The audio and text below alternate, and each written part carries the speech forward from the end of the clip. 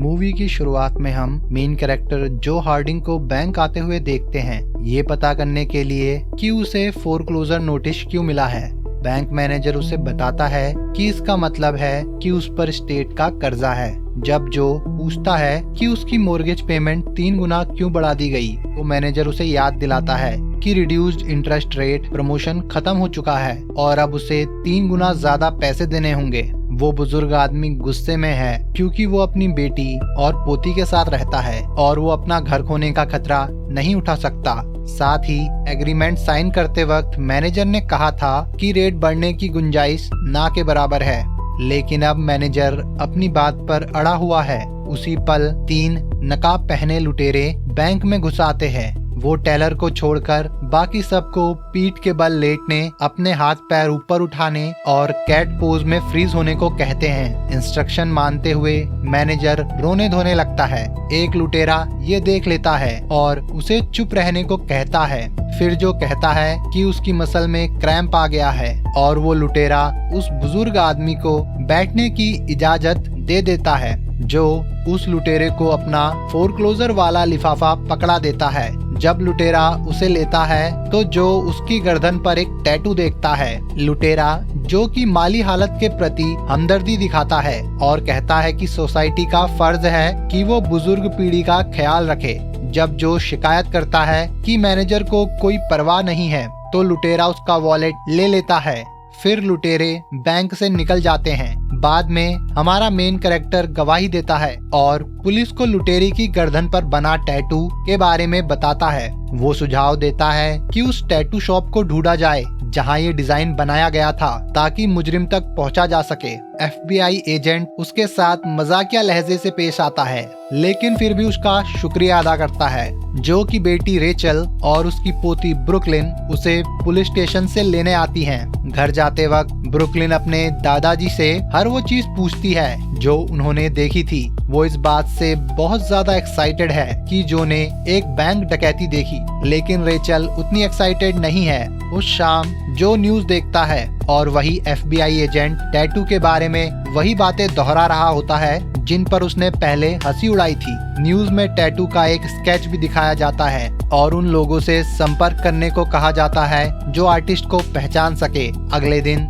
जो और उसके दोस्त विली डेविस और एल्बर्ट गार्नर पोंग खेलते हुए डकैती के बारे में चर्चा करते हैं। वो इस बात से सहमत होते हैं कि डकैती बहुत ही प्रोफेशनल तरीके से की गई थी। उन्हें ये भी पता चलता है कि उन तीनों को उस फैक्ट्री के पेंशन डिपार्टमेंट से चिट्ठियां मिली है जहां वो काम करते थे। बाद में पता चलता है कि फैक्ट्री बंद हो रही है, सारा प्रोडक्शन वियतनाम शिफ्ट किया जा रहा है और पेंशन फंड खत्म कर दिए जाएंगे। उस शाम तीनों दोस्त एक डाइनर में बैठकर ये सोचने की कोशिश करते हैं कि आगे क्या किया जाए। जो एक लॉयर करने का सुझाव देता है। विली ऐतराज जताते हुए कहता है कि शायद वो कोर्ट का फैसला देखने के लिए इतने दिन जिंदा ही ना रहे। जब जोई घर पहुंचता है तो उसे बैंक से एक और नोटिस मिलता है, इस बार लाल रंग का, जिसमें लिखा है कि 1 महीने में उसका घर छीन लिया जाएगा। अगले डॉक्टर अपॉइंटमेंट के दौरान विली को पता चलता है कि उसे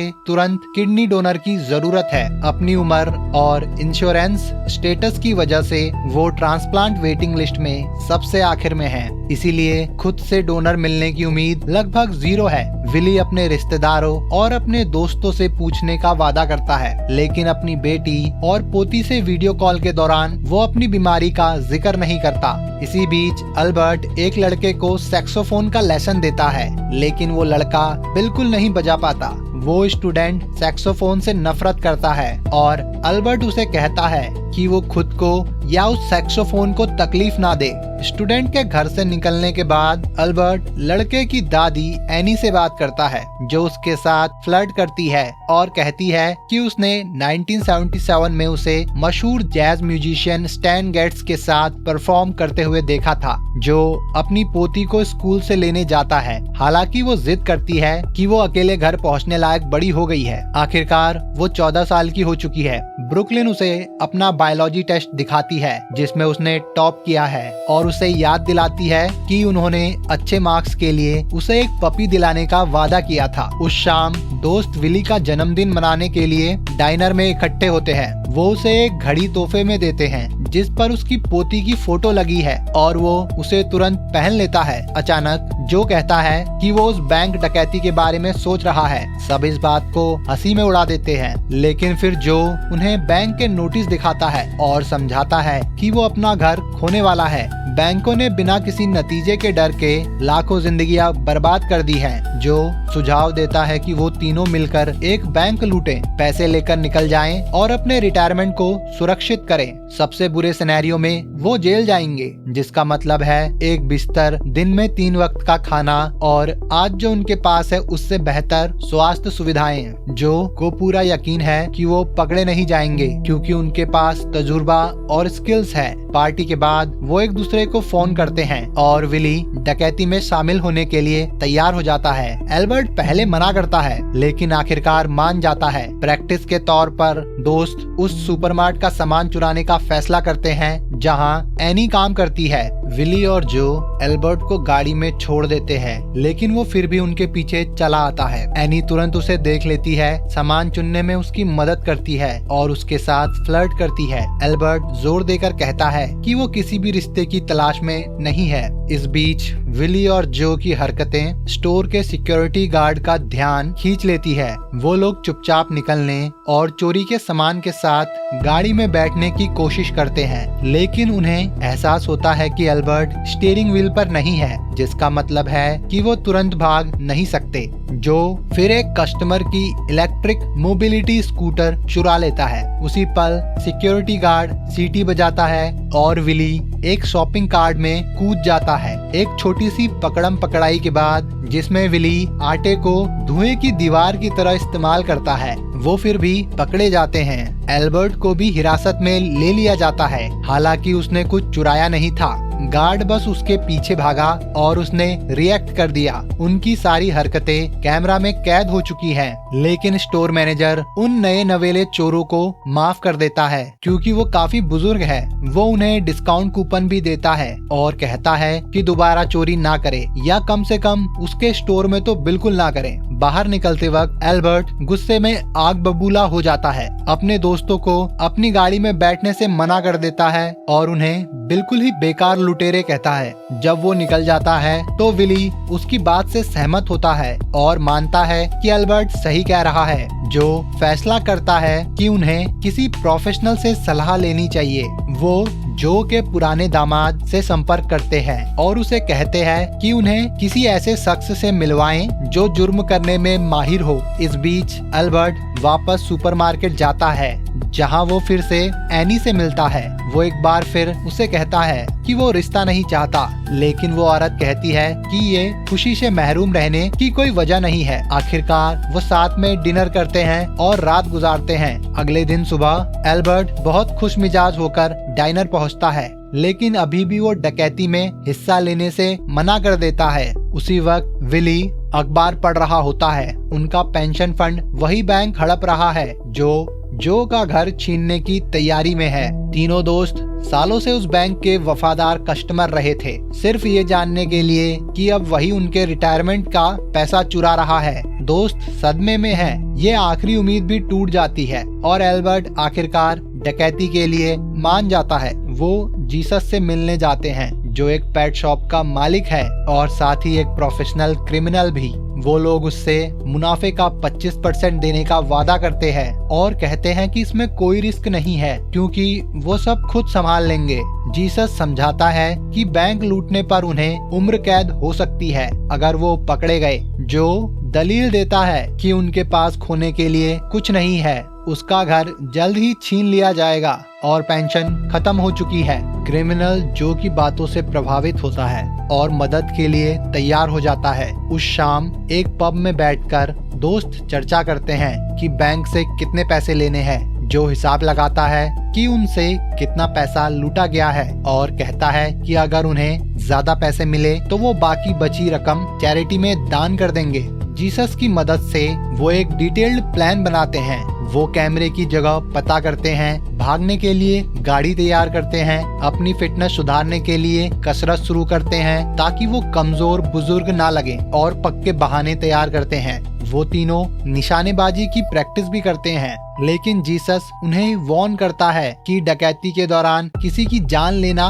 सबसे बड़ी गलती होगी। दोस्त आपस में तैयारी करते हैं कि अगर पुलिस आ गई तो वो सरेंडर कर देंगे। आखिरकार डकैती वाली सुबह जो अपने पुराने दामाद को घर लाता है और उसे सही नाश्ता बनाना सिखाता है ताकि अगर जो जेल चला जाए तो वो काम आए। ब्रुकलिन हैरानी महसूस करती है। बाद में जो उसे बताता है कि आज उसके पिता उसे स्कूल से लेने आएंगे। लड़की वादा करती है कि वो अपने पिता को रिश्ता सुधारने का एक मौका देगी और जो उसे गले लगाकर एक भावुक विदाई लेता है। पुराना दामाद जो को उसके प्लान से रोकने की कोशिश करता है, लेकिन जो कहता है कि उसकी मुश्किलें उसकी अपनी है। अगर जो डकैती से वापस नहीं आया तो उसके दामाद को आखिरकार जिम्मेदारी उठानी होगी और अपनी बेटी का ख्याल रखना होगा। अपने एलिबाई को पक्का करने के लिए जो, विली और एल्बर्ट एक चैरिटी फेयर में वॉलंटियर बनते हैं। सही मौका मिलते ही वो तीनों अपनी ड्यूटी से निकल जाते हैं, कपड़े बदलते हैं, एक छोटी चुराई हुई वैन में काम पर निकल पड़ते हैं। जो अपने दोस्तों को नकली गोलियां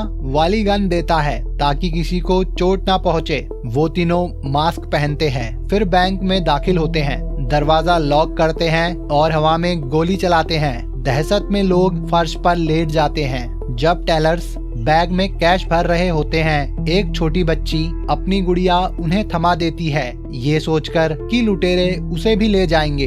विली उसे तसल्ली देने की कोशिश करता है और उसे अपनी पोती के बारे में बताता है। अचानक उसकी तबीयत बिगड़ने लगती है। विली गिर पड़ता है और वो बच्ची उसे सांस लेने में मदद करने की कोशिश में लगभग उसका मास्क उतार देती है। वो उसके हाथ पर उसकी पोती की फोटो वाली वही घड़ी भी देख लेती है। लुटेरों की इस उलझन का फायदा उठाते हुए एक बैंक कर्मचारी अलार्म बटन दबा देता है और मैनेजर फर्श पर गिरी हुई गार्ड की गन उठा लेता है। मैनेजर दोस्तों को धमकाता है और उन्हें नीचे लेटने का हुक्म देता है। जो पलटकर उसे धमकाता है, लेकिन आखिरी में मैनेजर पूरी मैगजीन खाली कर देता है पर एक भी निशाना नहीं लगता। जो मैनेजर से कहता है कि उसका वक्त आ गया है और खुद गोली चला देता है। जब मैनेजर चिल्लाने लगता है तो जो कहता है कि गोलियां नकली थी।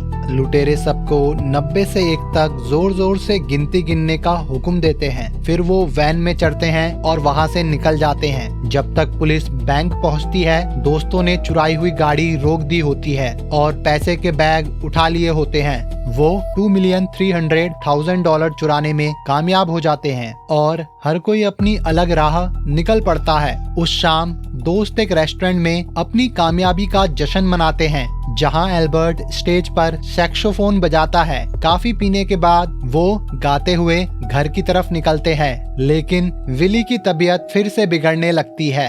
इस बीच FBI अपनी इन्वेस्टिगेशन शुरू करती है, जिसको लीड वही एजेंट कर रहा है जिसने पहले जो का इंटरव्यू लिया था। सिक्योरिटी फुटेज देखने के बाद वो तय करते हैं कि लुटेरों में से एक अफ्रीकन अमेरिकन है और उसकी उम्र 70 साल से कम है। जो और एल्बर्ट हॉस्पिटल में विली से मिलने जाते हैं, जहां डॉक्टर उन्हें बताता है कि उसे तुरंत किडनी ट्रांसप्लांट की जरूरत है। उधर विली अपने कमरे में न्यूज देखता है। बैंक मैनेजर इंटरव्यू देते हुए दावा करता है कि लुटेरे बहुत नौजवान और फुर्तीले थे क्योंकि उन्होंने सारी गोलियां डॉज कर दी थी। एल्बर्ट इस बात पर गुस्सा होता है कि विली ने उन्हें अपनी बीमारी के बारे में नहीं बताया, जबकि जो कहता है कि अगर जरूरत पड़ी तो वो कल ही अपनी किडनी डोनेट करने के लिए तैयार है। उसी वक्त FBI एजेंट न्यूज पर आता है और कहता है कि लुटेरे शायद बुजुर्ग थे। उस सुपरमार्केट का मालिक, जहां तीनों दोस्तों ने पहली चोरी की कोशिश की थी, FBI से संपर्क करता है। वो सर्वेलेंस फुटेज को कंपेयर करता है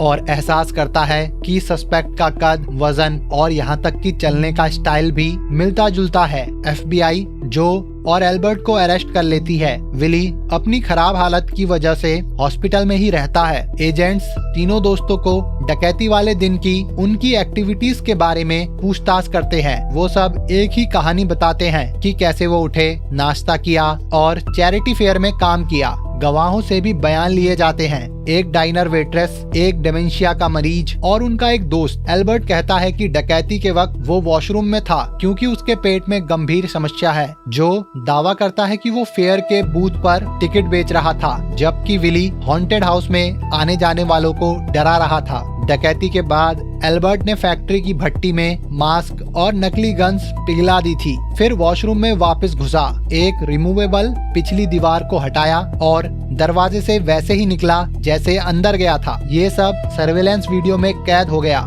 इस बीच जो ने जीसस से मिलने के लिए कैब ली और उसे पैसे लॉन्ड्री करने के लिए दिए और विली ने चुराई हुई गाड़ी उसी जगह पर वापस छोड़ दी। बाद में तीनों फेयर में अपनी ड्यूटी पर वापस आ गए और उनकी मौजूदगी कैमरे में आ गई, जिसने उन्हें पक्का बहाना दे दिया। FBI एजेंट मानता है कि कहानी एकदम एयर टाइट लग रही है, लेकिन वो इस बात पर जोर देता है कि हर मुजरिम कभी ना कभी एक गलती जरूर करता है और वहीं से उसका प्लान टूटता है। वो जो और एल्बर्ट को हॉस्पिटल ले जाता है जहां विली है। वहां विली और कुछ और बुजुर्गों को व्हीलचेयर पर बैठाकर जिम में लाया जाता है। फिर बैंक की उस छोटी बच्ची को लाया जाता है जिसे विली ने तसल्ली दी थी और जिसने लगभग उसका मास्क उतार दिया था। वो सस्पेक्ट्स और बाकी बुजुर्गों के पास से गुजरती है। फिर विली के सामने रुककर एजेंट की जैकेट खींचती है। जब एजेंट उसके पास घुटनों के बल बैठता है तो बच्ची कहती है कि उसे वो आदमी नहीं दिख रहा जिसने डकैती के दौरान उससे बात की थी। एजेंट दंग रह जाता है। वो पूछता है कि क्या वो श्योर है और बच्ची हाँ में सर हिलाती है।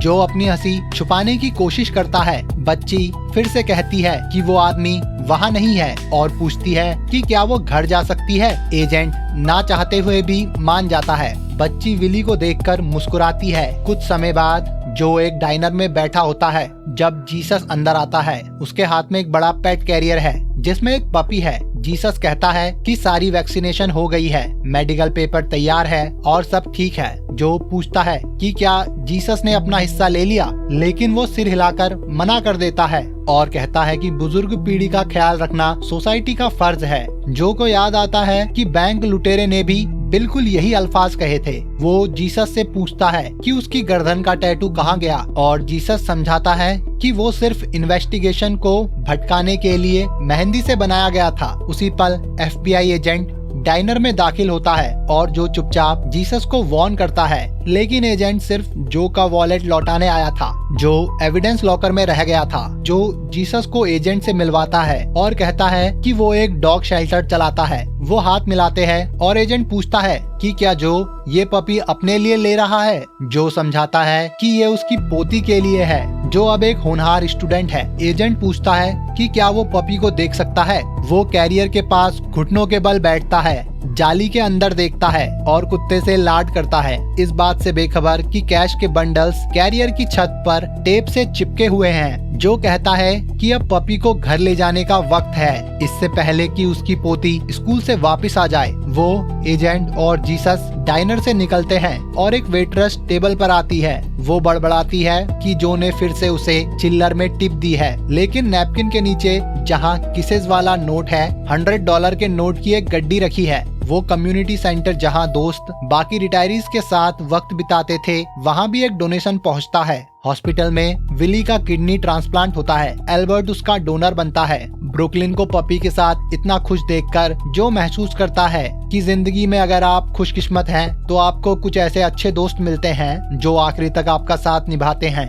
आप साथ में बूढ़े होते हैं, मुश्किलों से साथ गुजरते हैं और हर काम साथ करते हैं, साथ हंसते हैं और साथ रोते हैं। ये उसका भाषण एल्बर्ट के लिए है जो के लिए वाकई वैसा ही दोस्त है। बाद में दोस्तों को एल्बर्ट और एनी की शादी में देखा जाता है। सभी मेहमान नए जोड़े के लिए जाम उठाते हैं। विली की बेटी और पोती भी वहाँ हैं और ब्रुकलिन का पिता आखिरकार अपनी बेटी के साथ रिश्ता सुधारता हुआ दिखता है। सब लोग पीते हैं और जश्न मनाते हैं। थोड़ी देर बाद तीनों दोस्त एक पुल पर खड़े होकर पार्टी को देख रहे होते हैं। एल्बर्ट शिकायत करता है कि उसे समझ नहीं आ रहा कि वो शादीशुदा कैसे हो गया, लेकिन फिर उसे कुछ अजीब महसूस होता है, कुछ ऐसा जो खुशी जैसा लगता है। और कहानी यहाँ पर खत्म हो जाती है। अगर आपको वीडियो पसंद आई हो तो वीडियो को हाइप करें, लाइक करें और चैनल को सब्सक्राइब करें ताकि मैं आपके लिए ऐसी ही और वीडियोस लाता रहूं। मैं मिलूंगा आपसे अगली वीडियो में, तब तक के लिए टाटा बाय बाय।